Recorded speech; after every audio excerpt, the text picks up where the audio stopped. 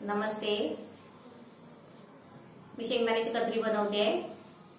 ते म्हणजे आपण काजू कतरी बनवतात ना तशी मी शेंगदाण्याची कतरी बनवते आणि ती पण खास कशासाठी 15 ऑगस्ट साठी.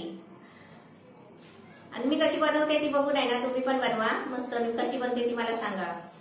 हे शेंगदाणे पाव किलो शेंगदाणे घेतले आणि समजा तुमच्याकडे जर पाव किलो तुम्ही माप नसेल, समजा तुमच्याकडे जास्त शेंगदाणे असतील तर आता पाव किलो कसे मापून घ्यायचे.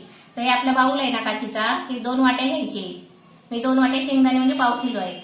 त्यासाठी अर्धा वाटी पाणी घेतलंय, हे 2 चमचा घी घेतलाय आणि 1 वाटी साखर घेतली आहे. म्हणजे ही आहे ना 150 ग्राम साखर आहे. म्हणजे पाव किलो शेंगदाणे असतील तर 150 ग्राम साखर. त्यासाठी 1 चमचा वेलची पावडर घेतली आहे. हे पिस्ता आहे, थोडेसे काजू आणि बदाम. हे आपण आपल्या मर्जीने आपल्याला जेवढे पाहिजे तसे आपण घ्यायचे. आता हे पहिलं मी काय करते, हे शेंगदाणे भाजून सोलून आहे ना तुम्हाला पावडर करताना दाखवते.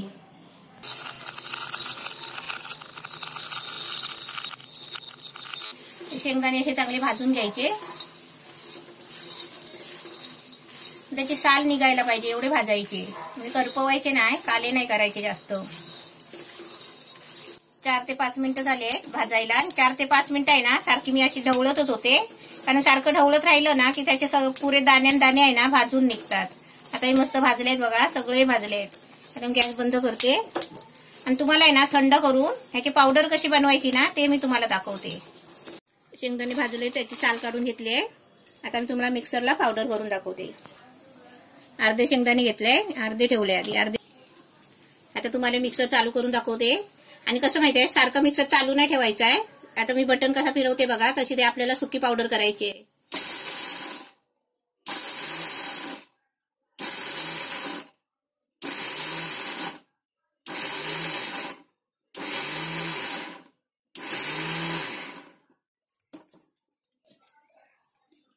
ही अशी आपल्याला सुकी पावडर करायची बघा.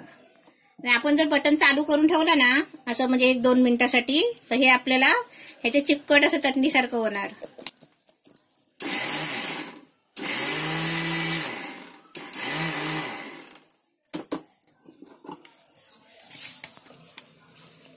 अशी सुकी सुकी पावडर करून घ्यायची.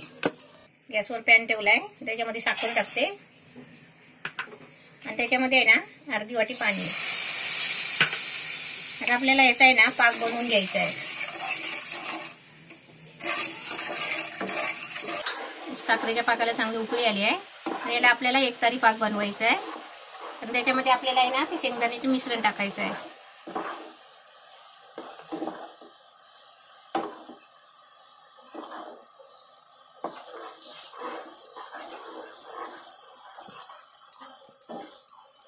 पाक आपला चांगला बनलाय बघा. असा घट्ट झाला ना की आपला पाक बनला. आता याच्यामध्ये आहे ना वेलची पावडर टाकते.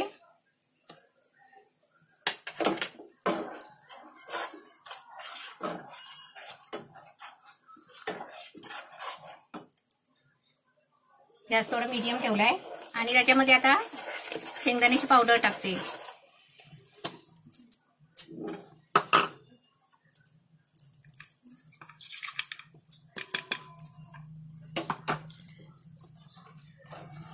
गॅस मीडियम ठेवून आहे ना हे चांगलं असे चांगली ढवळून घ्यायची.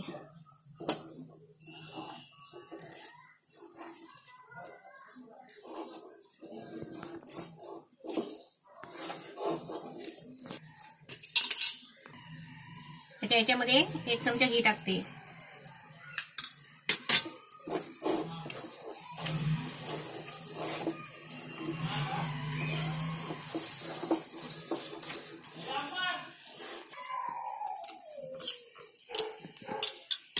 आता याचा आहे ना चांगला गोळा करून घ्यायचा.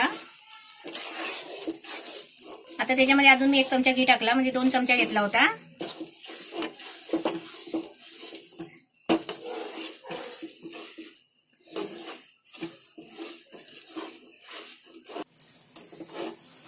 साखरेच्या पाकात टाकलं ना की तो लगेच गोळा होतो. तरी पण आपण आहे ना 1 मिनिटासाठी परत हलवत राहायचं. म्हणजे साखरेचा पाक आहे ना आपण पाण्याने बनवलेला असतो ना, मग आपली कशी बर्फी आता ही खराब व्हायला नको लवकर, म्हणून आपण जरा आहे ना असा गोळा फिरवतच राहायचा.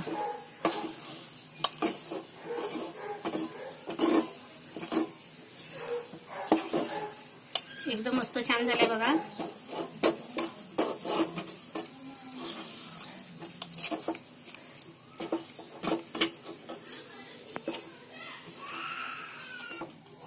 गोळा झालाय बघा, सुका सुका गोळा झालाय. आता मी ताटाला आहे ना घी लावलाय, गॅस बंद करते आणि ताटाला घी लावलाय बघा. आणि त्याच्यावर आता हा गोळा टाकते आणि ह्याला आपण पातळ दाबायचं आहे.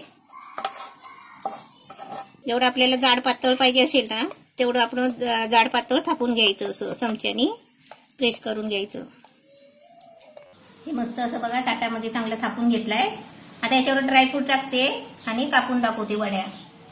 15 ऑगस्टसाठी मी डिश बनवली आहे, शेंगदाण्याची कतरी. आणि त्याच्यासाठी मी आहे ना हे बघा त्याच्यावरती मी झेंड्याची डिझाईन काढलेली आहे. आपल्याला सण आला की कसं टेन्शन येतो, काय पण पूजा असेल तर पण आपल्याला टेन्शन येतो की प्रसादाला काय करायचं. तर आपल्या घरातच सगळे वस्तू असतात बघा, शेंगदाणे तर असतातच उपवासाला आणलेले. ते आपण पटकन शेंगदाणे भाजायचे आणि घरगुती आहे ना अशी आपली मिठाई एक मस्तपैकी बनवायची. त्याला आपण काही काजू बदाम नसले तरी चालतील. तुम्हाला मी अशी सुकी एक दाखवते. हे बघा, अशी याला काजू बदाम आपण लावले ना तर ती लावू शकतो, नाही लावले तरी पण चालेल.